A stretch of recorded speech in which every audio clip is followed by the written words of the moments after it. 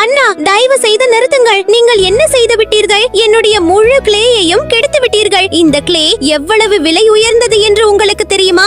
ஆனாலும் அதை கெடுத்து விட்டீர்கள். இருங்கள், நான் இப்போதே அப்பாவை அழைக்கிறேன். அப்பா, சீக்கிரம் இங்கே வாருங்கள். அடே என் தங்கையே, அப்பாவை அழைக்காதே. நான் உன்னுடைய கிளேயை கெடுக்கவில்லை. உண்மையில் நேற்று உலகின் மிகப்பெரிய கால்பந்து வீரரான கிறிஸ்டியானோ ரொனால்டோ சார் என் அலுவலகத்திற்கு வந்தார். அவர் எனக்கு ஒரு சவால் கொடுத்தார். நான் கிளேயால் ஒரு அழகான சிலையை செய்து முடித்தால் அவர் எனக்கு முழு $10,000 பரிசாக தருவார். உனக்கே தெரியும் அல்லவா, இப்போது அம்மா மருத்துவமனையில் அனுமதிக்கப்பட்டிருக்கிறார். மருத்துவர் சீக்கிரமாக பணத்தை ஏற்பாடு செய்ய சொன்னார். அதனால்தான் உன்னுடைய கிளேயை வைத்து நான் சிலை செய்கிறேன். இந்த சவாலை வென்று அம்மாவின் சிகிச்சைக்கான பணத்தை ஏற்பாடு செய்ய வேண்டும். அண்ணா, என்னை மன்னித்து விடுங்கள். நீங்கள் என்னுடைய கிளேயை கெடுக்கிறீர்கள் என்று நினைத்தேன். ஆனால் அண்ணா, கிளேயால் சிலை செய்வது மிகவும் கடினம். உங்களால் கிளேயால் சிலை செய்ய முடியாது என்று நினைக்கிறேன். அண்ணா, இந்த சவாலை விட்டுவிடுங்கள். இந்த குழந்தைகளும் எங்களை ஆதரிக்கவில்லை. ஏனெனில் நாங்கள் ஏழைகள். அவர்கள் பணக்காரர்களை மட்டுமே ஆதரிக்கிறார்கள். எங்களை போன்ற உழைக்கும் மக்களை ஆதரிப்பதில்லை. அடே என் தங்கையே, அப்படி சொல்லாதே. இந்த குழந்தைகள் மிகவும் நல்ல மனம் கொண்டவர்கள். இன்று எல்லா குழந்தைகளும் எங்கள் வீடியோவை லைக் செய்வார்கள், எங்கள் சேனலை சப்ஸ்கிரைப் செய்வார்கள், அம்மாவுக்காக பிரார்த்தனை செய்வார்கள், மேலும் கமெண்டில் ஒரு சிவப்பு இதயத்தை பதிவிடுவார்கள்.